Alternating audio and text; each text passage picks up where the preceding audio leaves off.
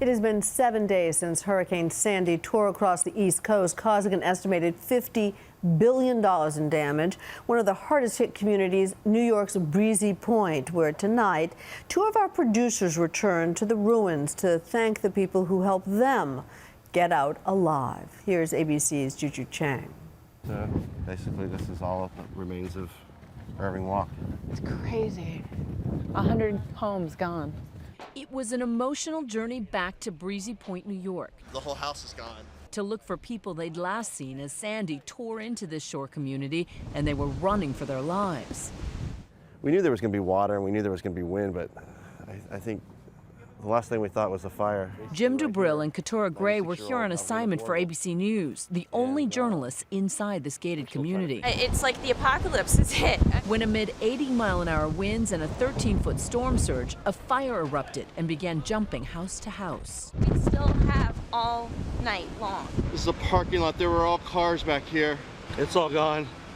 This is what Breezy looked like when Jim and Keturah first arrived on the eve of the Superstorm. So you guys came out here to do a story about the holdouts. The people that didn't want to leave, the people that wanted to protect their homes. We're just going to check on her.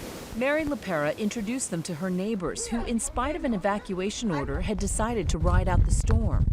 They all lived here on Irving Walk, the Cooks, the Heslins. Are you guys okay? And the O'Hanlons. When the storm first rolled in, It's in our front yard. Mary and her sister Joanne were defiant. When there's waves starting to crash right here, then I'll start to be a little concerned. Oh my God. Then the fire broke out. I'm really anxious. This was the couch, and we were all sitting here You were sitting on this couch. looking out this window and seeing the fire coming right at us.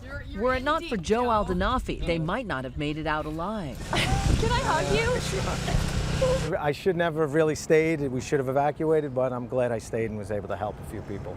Joe is an off-duty New York City firefighter.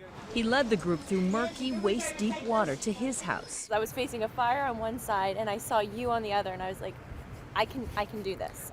But there was no stopping this blaze. They had to flee Joe's house, too.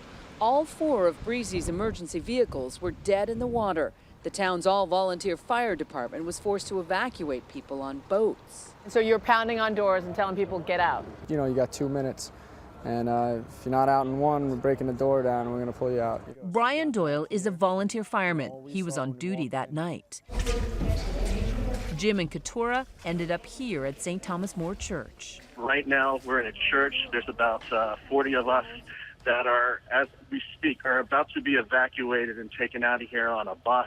This is a community that lost the most people during 9/11 of firefighters and cops. This community was hit horribly tonight.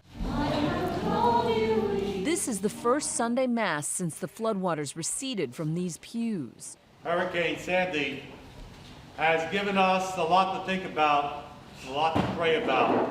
And this is Irving Walk now. The houses gone. Oh my God! Their residents all survived. We jumped out of our house, man, running for our lives, and we swam down this wall. But the firefighters who saved them, their fire trucks, hoses, even their radios, were all lost.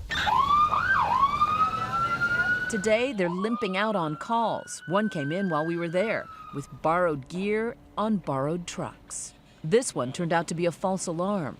But the community of Breezy is clearly vulnerable. And in these conditions, it's obvious it isn't just the fire department that's in need.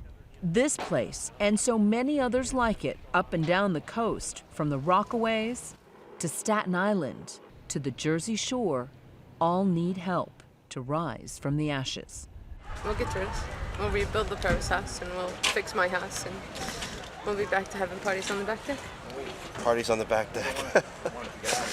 You gotta think like that. For Nightline, I'm Juju Chang in Breezy Point, New York.